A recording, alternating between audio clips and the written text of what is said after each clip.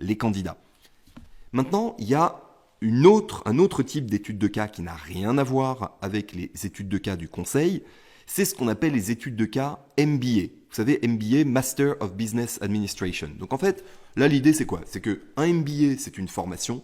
Pendant ce cycle de formation qui peut durer 1 ou 2 années, il y a certains profs qui utilisent comme méthode pédagogique ce qu'on appelle les études de cas, case studies. Ça, c'est un concept qui a été développé par l'université de Harvard il y a une 50aine d'années et qui a été depuis repris par énormément de profs dans d'autres programmes de MBA et d'université.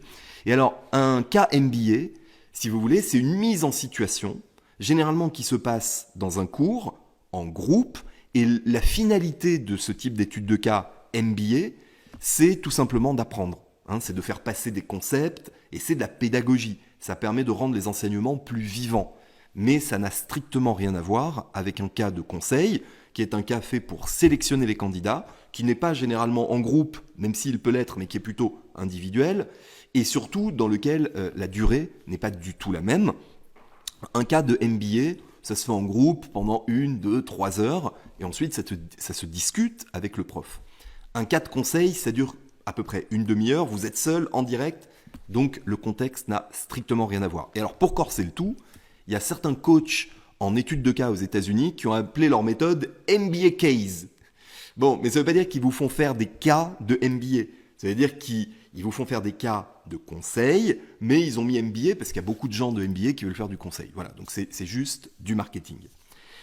Dernier point, ne pas confondre une étude de cas avec ce qu'on appelle un market sizing. Alors, je vous donne un exemple de market sizing. Par exemple, là, vous voyez, je suis en train de vous parler avec un microphone. La question, c'est est-ce que vous pouvez évaluer le marché des microphones en Europe? Donc, c'est une évaluation de marché, market sizing. Et si vous voulez, originellement, les market sizing étaient des études de cas à part entière, sauf que je ferai d'autres vidéos pour vous expliquer plus de choses sur les études de cas. Aujourd'hui, on peut considérer que le market sizing, c'est une catégorie à part. Pourquoi? Parce qu'en fait, on vous demande toujours la même chose dans un market sizing. On vous demande toujours d'évaluer un marché. Donc, si vous voulez, la question posée est toujours la même. Alors que dans une étude de cas, vu que c'est une mise en situation sur une problématique qui peut se poser à un client dans la vie réelle, les clients se posent